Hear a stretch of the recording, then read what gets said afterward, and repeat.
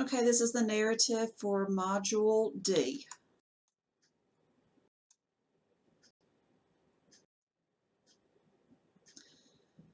The anatomy of the face and skull. The skull is a bony structure that its main purpose is to protect our brain and the upper portion of our spinal cord.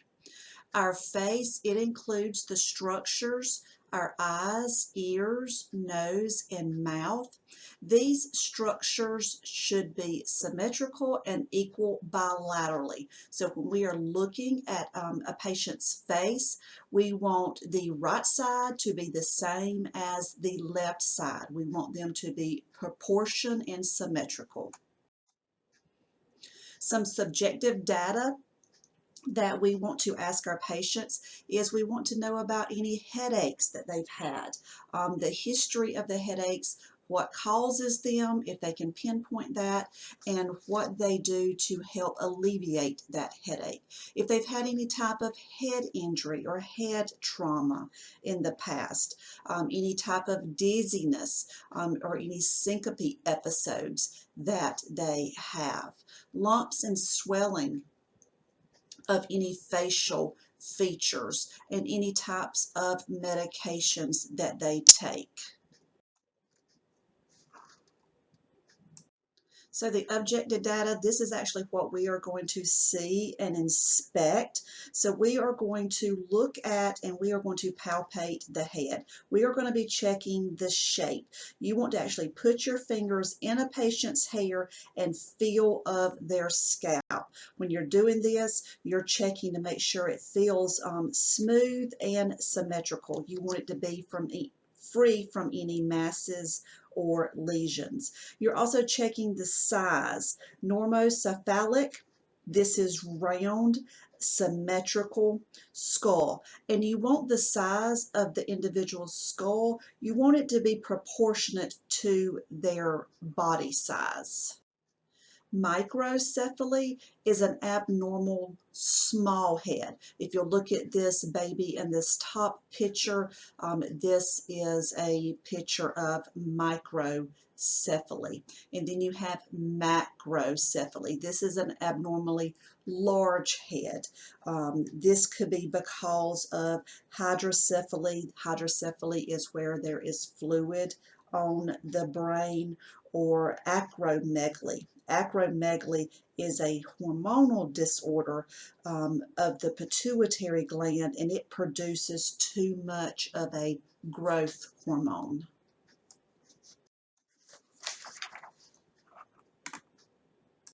Once you are finished inspecting and palpating the head, you want to move down to the face. You want to pay special attention to their facial expressions and the facial structures. They should always be symmetric. Eyes should be symmetrical to each other. Their smile, their mouth, it should be the same on one side as the other. You want to note any abnormal facial structures. This could be any masses, lesions, moles, any types of growth, if they have facial drooping. And you also want to note any involuntary movements. This is called a tic in the face muscles. Normally, we should not have any facial tics. A few other things that we want to inspect and palpate on the face and head area is when you are palpating, there should not be any tender areas. You want to make sure you palpate the temporal artery. This is above the cheekbone between your eye and ear. If you place 2 fingers in this area, you should feel a slight pulse. You also want to palpate the temporal mandible joint. This is the joint of where your jaw attaches. It is right at each ear. You can, when you open your mouth, you can feel this joint's range of motion.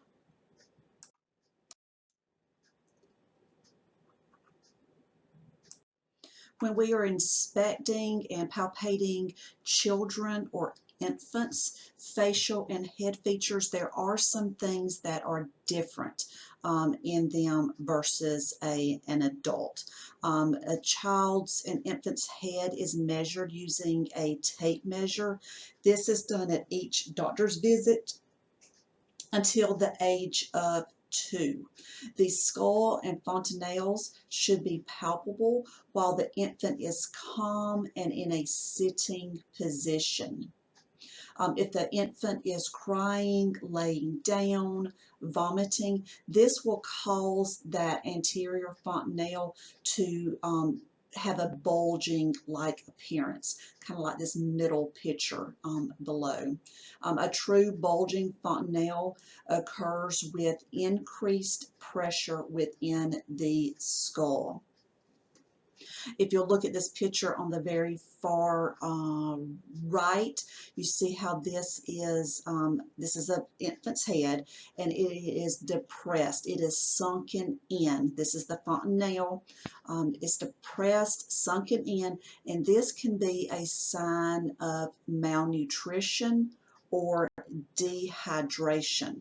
So these are some things that we want to make sure we observe when assessing a child or infant.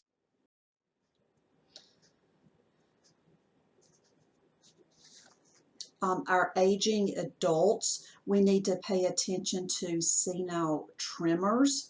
This is a mild rhythmic tremor of the head. It is normal and benign. Benign meaning it's not going to cause any harm. It appears that the individual just has a slight head nodding, like they are nodding maybe yes or no. And sometimes this can be accompanied by the tongue protruding from the mouth slightly. Their neck may show an increased cervical concave curve. This is when the head and jaw are extended forward to compensate from kyphosis.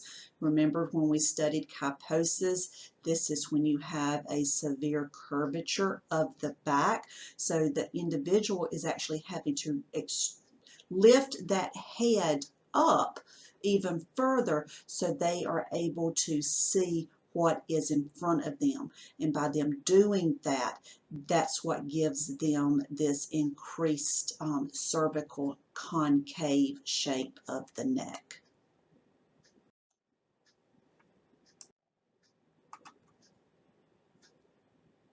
Moving into the eyes, this is the sensory organ of our vision. The eyelids are the external ocular structures, and the purpose of our eyelids is to protect our eyes from injury, strong light, dust, and dryness. There are several other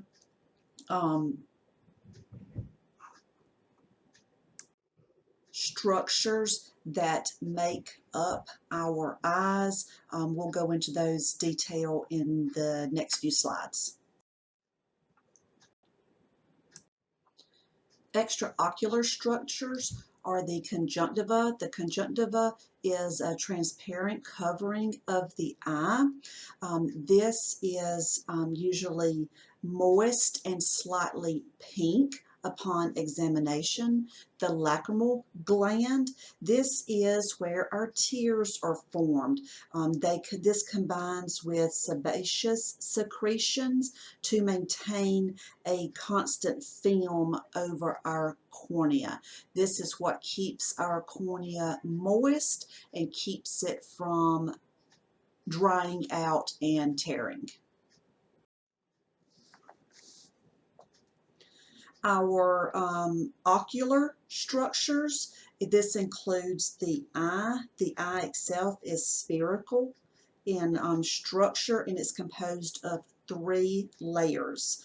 The sclera is the white of our eye.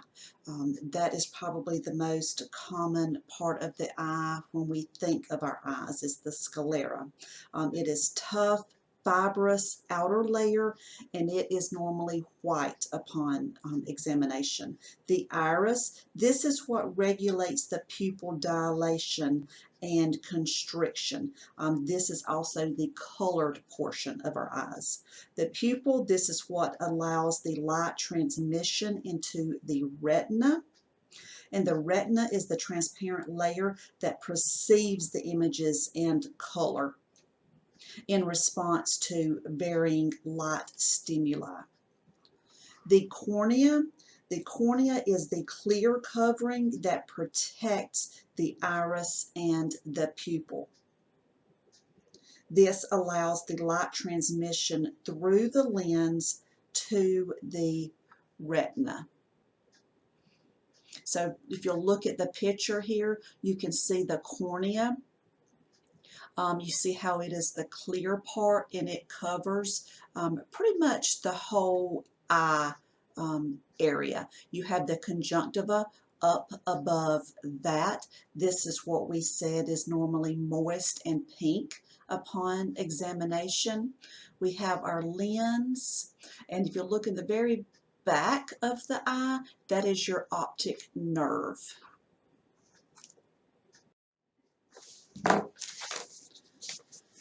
Some subjective data that we want to ask our patients about is their vision changes that they've had. Have they had any decreased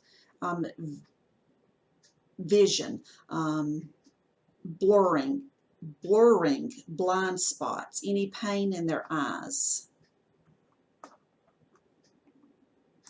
Strabismus and diplopia.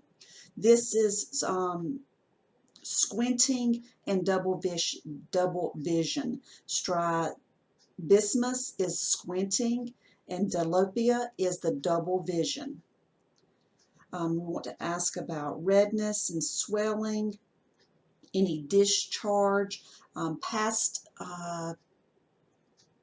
history of any problems, smoking and alcohol consumption,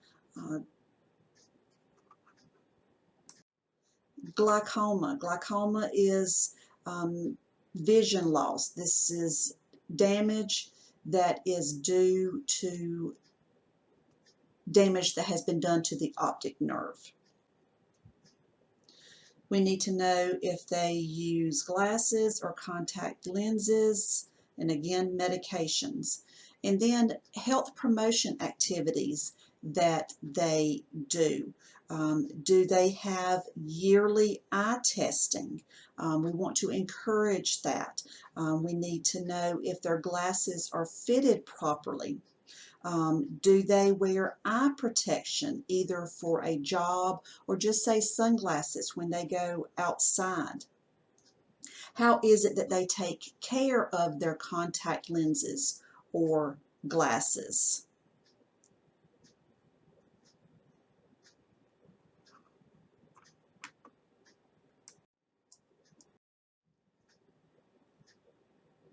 You want to inspect the external structures. This includes the eyebrows. They should be symmetrical, bilateral.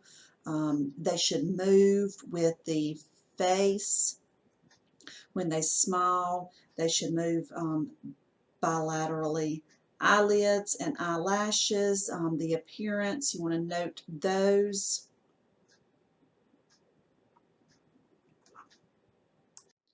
And we want to make sure we note that it is normal for our eyelids to normally overlap the top portion of the iris, and the eyelids will approximate completely. So they will close. When something is approximated, that means it is closed.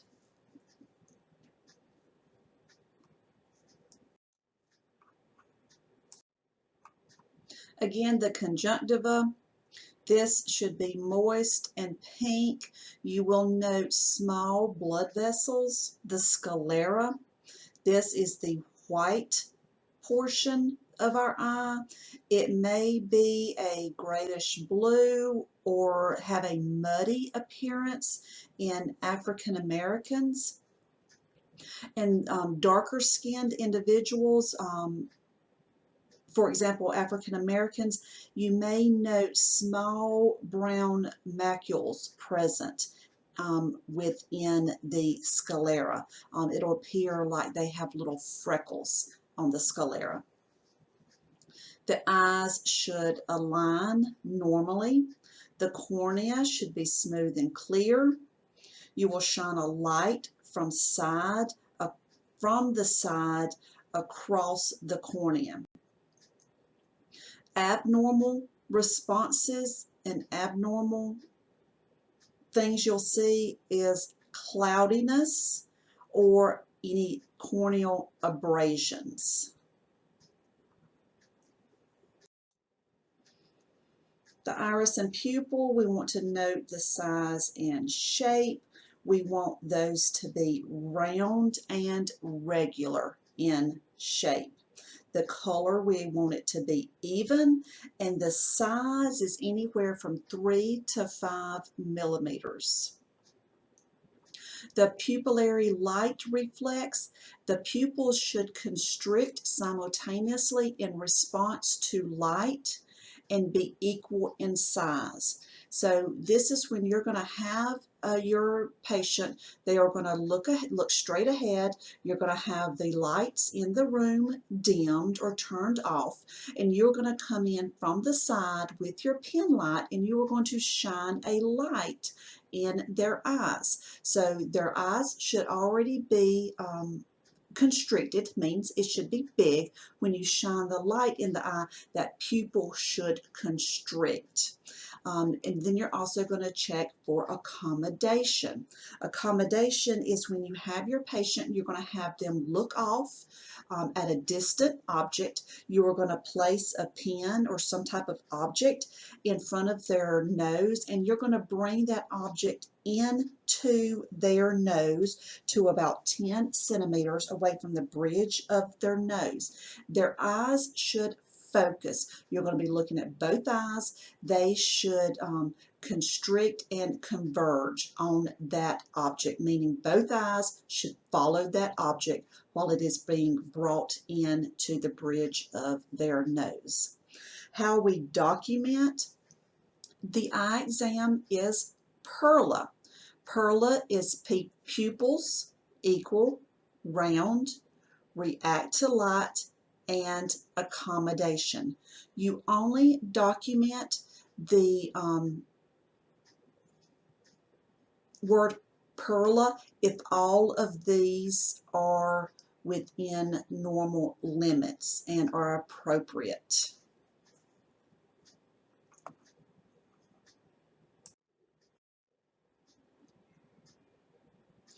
We use the Snellen eye chart to test for central visual acuity. This is the Snellen eye chart that you see the lady using in the picture here on the right. You will have the patient stand 20 feet from the chart. If they wear contacts or glasses, they should be left on for this exam. You are going to have them cover one eye and have them read through the chart to the smallest line possible. And then you'll do the other eye. You do one eye at a time. So 20/20, we've all heard of that. That is normal vision. That's what we're looking for. You've got good vision, you can see properly, but what exactly does that mean? So the top number, the 20, is the distance being read from, meaning she is standing 20 feet from the chart. Okay, so the bottom number, or the denominator, this is the distance that a normal eye can see. The greater the denominator, the poorer the person's vision.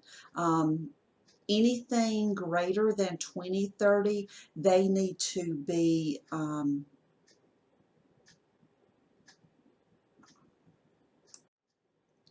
referred to an eye specialist. When you're doing this test, you want to make sure you note any hesitancy, squinting, leaning forward, or misreading of any of the letters.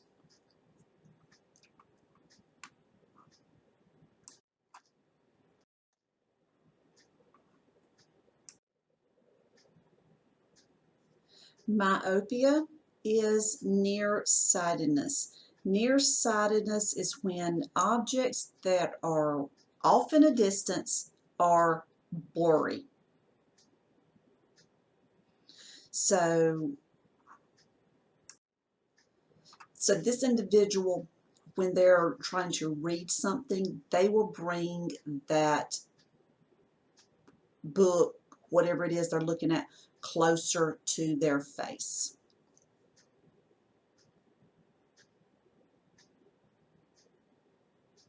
Presbyopia is farsightedness.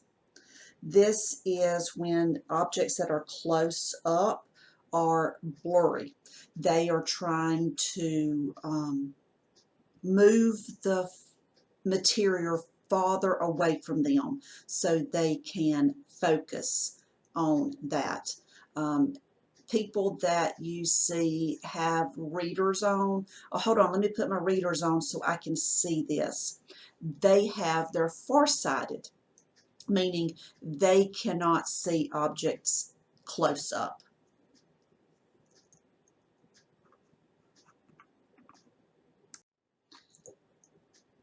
When they are having eye exams done, it is important that each eye is examined separately because one eye can be different from the other eye. For me, for example, my right eye is a lot weaker than my left eye, and so when I shielded one eye and done the test exam for the left eye and vice versa, that's how they come up with the prescription for my glasses for each eye.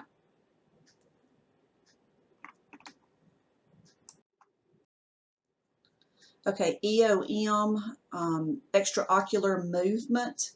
This is where we are going to test their 6 cardinal positions of gaze. This will reveal any muscle weakness and indicate and let us know if there are any muscles, whether they are intact or not intact. So how we do this is we want to hold a finger or a pen approximately 12 inches away from the person's face.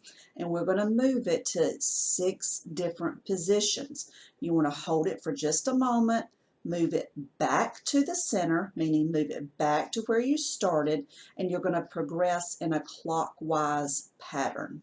You want to make sure you have the patient not move their head. All they're going to do is move their eyes. The normal response is parallel tracking of the object with just their eyes. If they have non-parallel movement or they're unable to follow, this shows weakness of that extraocular muscle.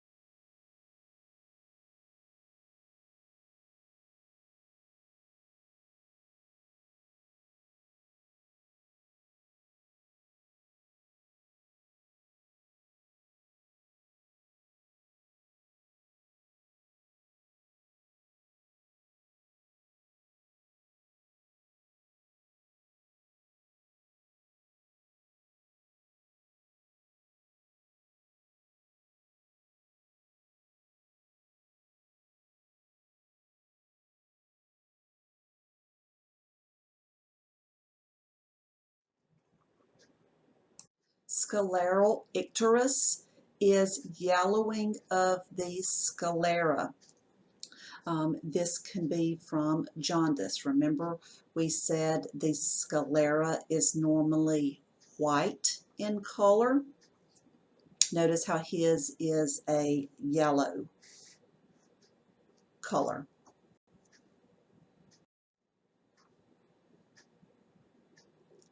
Arcus sinalis.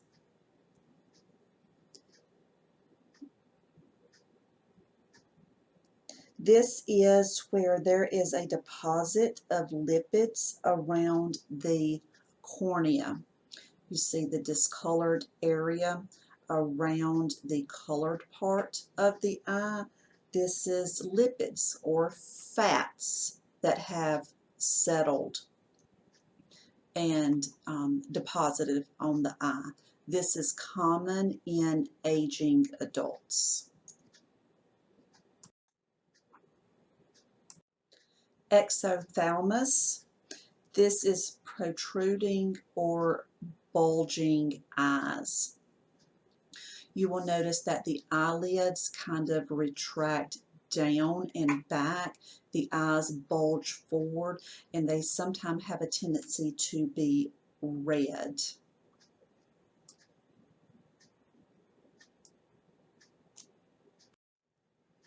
Anophthalmos is sunken eyes. Notice on this picture how the eyelids and all are really sunken back. The bone above the eyelid on the eye socket is really visible.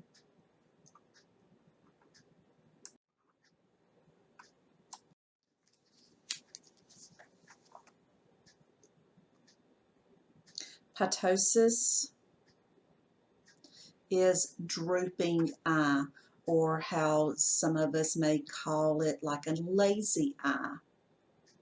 This is when one eye is open appropriately, but the other eye is lazy, is drooping.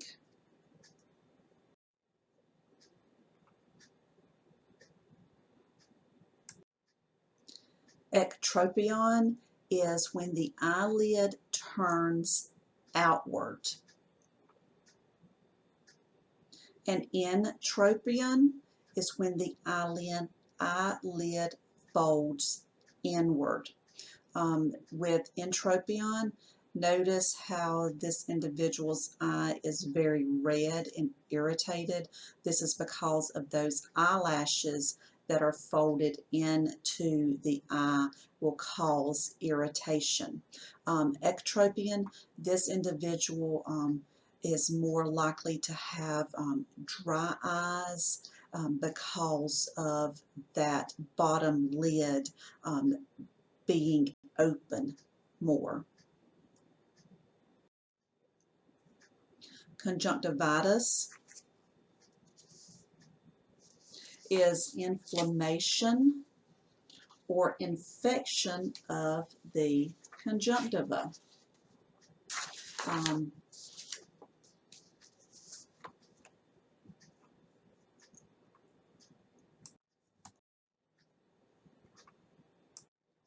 Anisocoria is when the pupils are two different sizes. Remember I said when we were doing the assessment we want pupils to be equal. Okay, they are not equal. One is a different size than the other.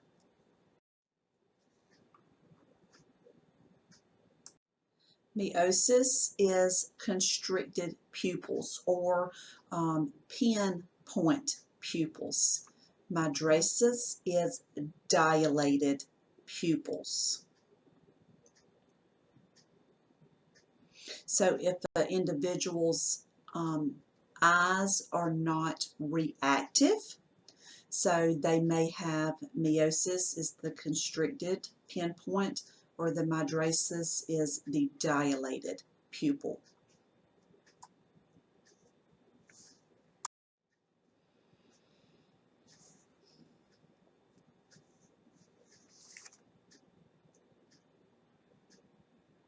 Some things to look for in the aging adults is eyebrows may show some hair loss, wrinkles around the skin of the eyes. The upper lid may be elongated and kind of rest on top of the lashes.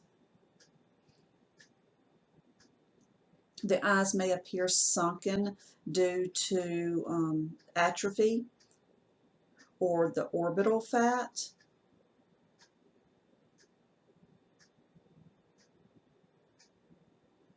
Ectropion, this is when the eyelid droops away from the eye.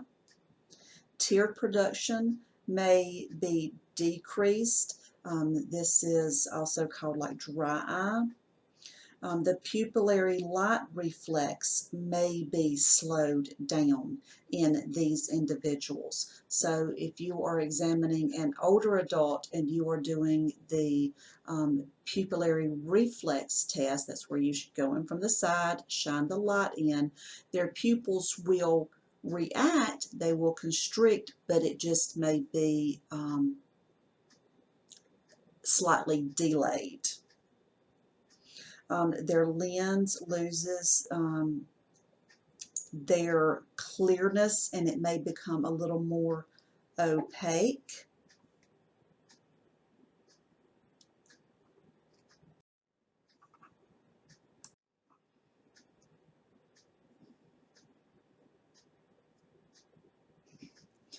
Our ears, this is the sensory organs that allow us to hear. It also helps us keep our balance or our equilibrium. There's three sections to the ear. You have the external, this is the movable cartilage in the skin. You have the middle part, the middle ear. This is the auditory and the eustachian tubes. This is where the pressure is equalized in the ears by opening when you yawn, swallow, or sneeze. And then you have the inner ear.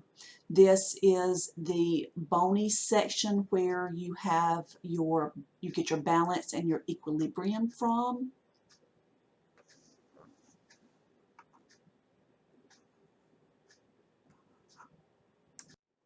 The cochlea is what actually allows us to hear. The tympanic membrane of the eardrum, this is normally translucent with a pearly gray color, and this is actually what separates the external and middle ear.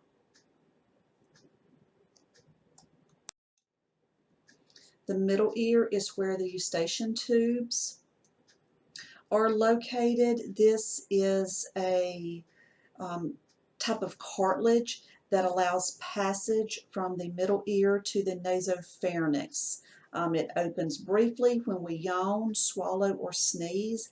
This helps equalize the air pressure on both sides of the tympanic membrane.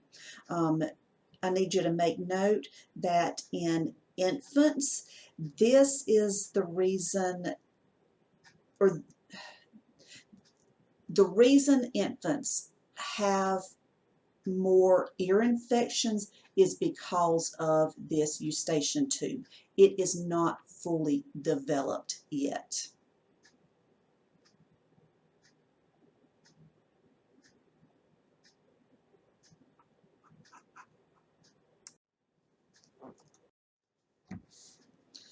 Things we want to ask our client about is any earaches, infections, discharge coming from the ear.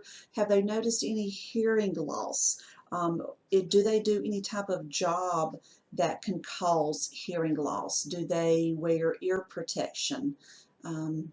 Tinnitus is ringing in the ear, vertigo is dizziness, medications that they take. And patient-centered care. This is extremely important. We need to make sure we ask them if and when they've had their hearing checked last. Do they wear hearing aids? And how do they clean their ears? Moving on to equipment, this is called an otoscope.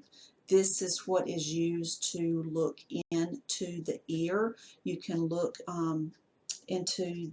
look at the tympanic membrane with this. The patient should be sitting up with his or her head at eye level with the examiner.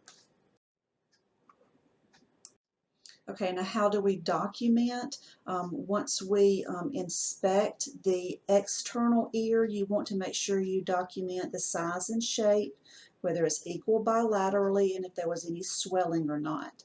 The skin condition, if it was intact without any lumps or lesions, any tenderness. The pinna should be firm without pain when moved. And the external auditory meatus should not have any swelling, redness, or discharge to this area.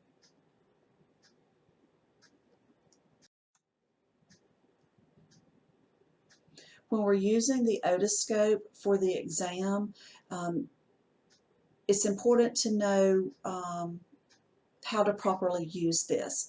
If we are looking in an adult's ear, you want to make sure you pull the pinna, the top of the ear, you want to pull it up and back. An infant or a child under 3, you're going to pull it straight down to be able to have a clear view of the internal ear components.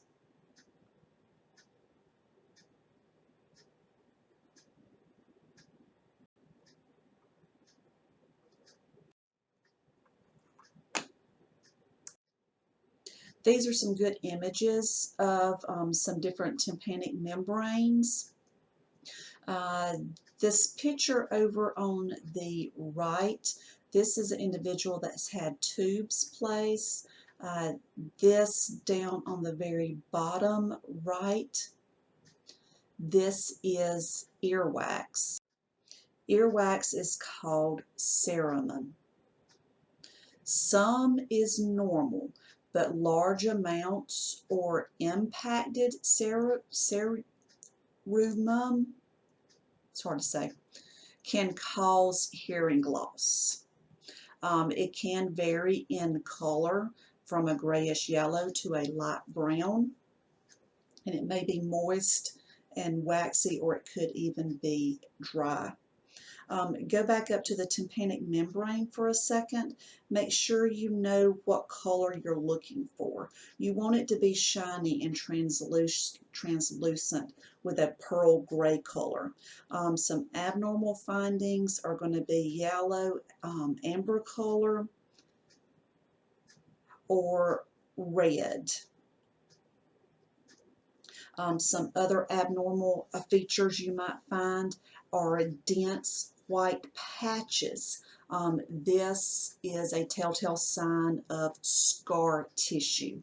This could be from an actual trauma or damage, or from recurrent ear infections.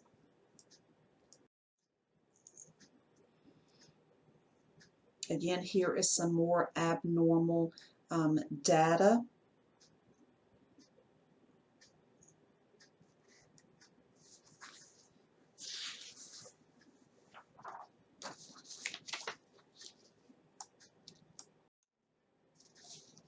Some things we may see in the aging adults.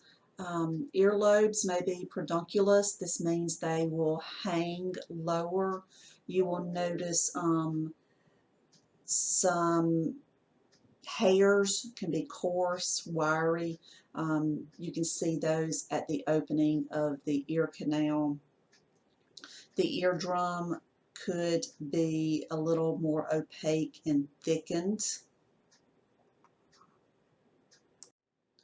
Presbycusis is a term you may see in a chart.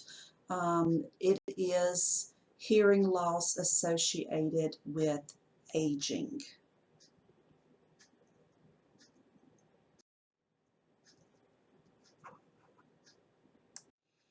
Moving into the nose, this is the first portion of the respiratory system. The purpose of the nose is to warm, moisten, and filter the air. This also is a sensory organ for smell. The external structures include the nares, this is the openings at the base of the nose, and the columella is what divides the two nares.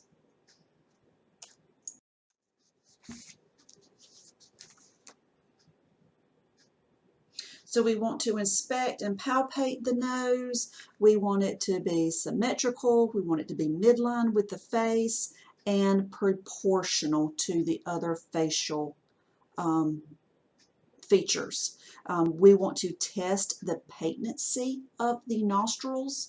How we do this is you will occlude one nostril and you will have them sniff. Then you will occlude the other nostril and you will have them sniff. This will indicate any obstructions that they may have. The nasal cavity, we can look at this with the otoscope. We want it to be a light red or pink in color, and we want it to be smooth and moist. This is a very vascular area, so it could be tender to touch. The nasal septum, this is actually what provides the structure and shape. We've heard the term deviated septum. This is a picture of one on the bottom right picture.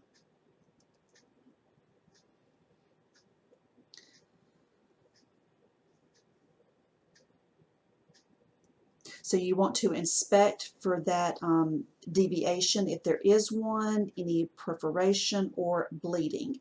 Epistaxis is nosebleeds.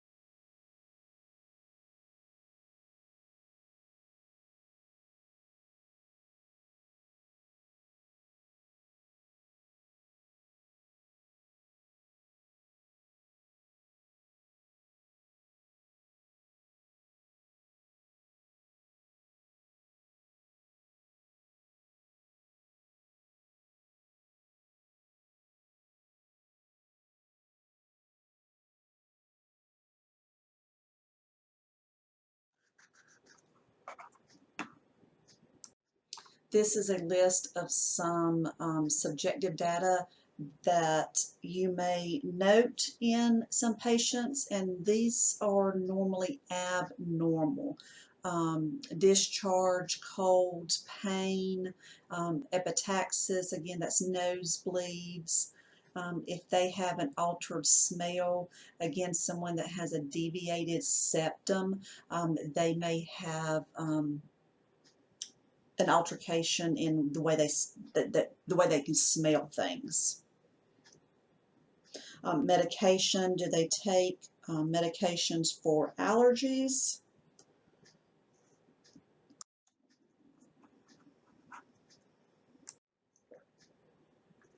Our mouth, this is the first part of the digestive system and an airway for the respiratory system. The salivary glands, this is where the digestive process begins.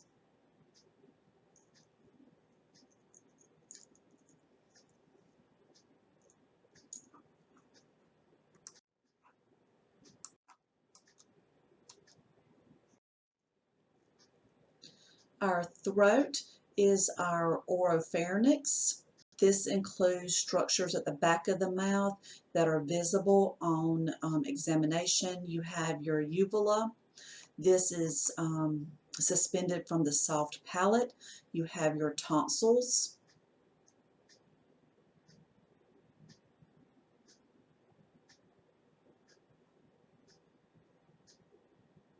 And this is a highly vascular area. And it is normally red or pink because of the small vessels and lymph node tissue.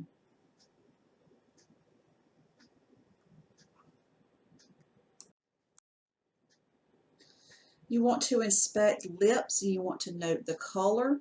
You want to note moisture, if there is any cracking. Colitis is cracking around the corners of the mouth. This is from extremely dry lips and mouth. Teeth, you normally want white, straight, evenly spaced, clean teeth. Gums are pink. Edges of the gums should be tight and well defined to the teeth. In darker skinned individuals, you may see a darker line along the gum line. This is normal for darker skinned patients.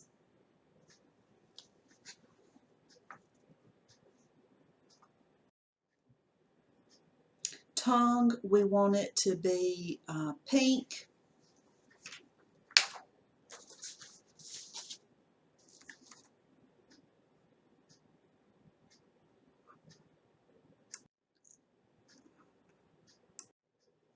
The dorsal surface, this is where our taste buds are. This is what distinguishes between sweet and sour.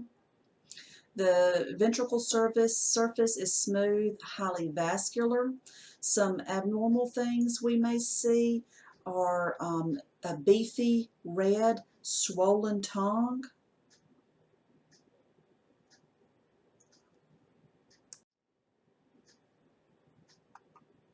An extreme dryness can cause deep fissures. This can be a result of dehydration.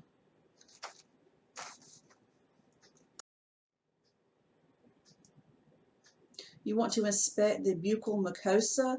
You want it to be pink, smooth and moist.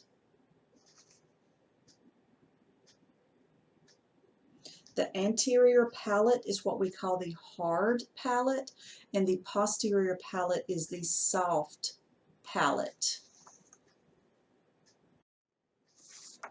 When we are inspecting the throat, you want to note tonsils.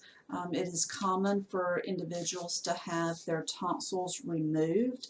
If they have had their tonsils surgically removed, you want to note that with a 0 on your documentation.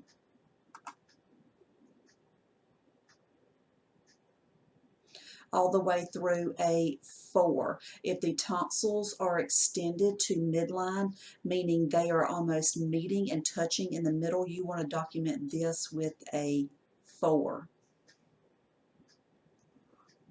Halitosis is bad breath odor. This is normally caused from poor oral hygiene or consumption of certain foods. And dental decay.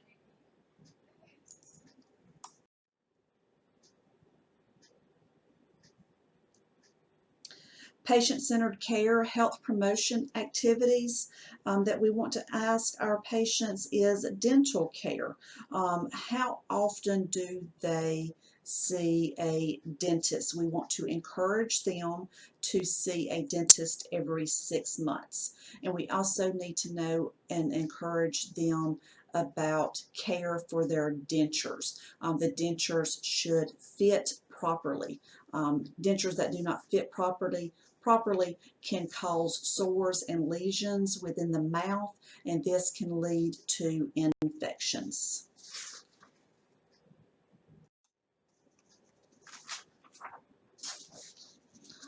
Again, the aging adult, the mouth and lips can kind of fold in a little bit.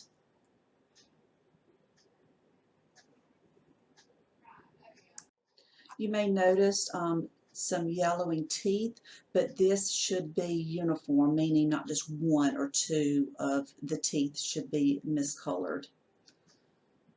Gums can be receded. Teeth will look worn down.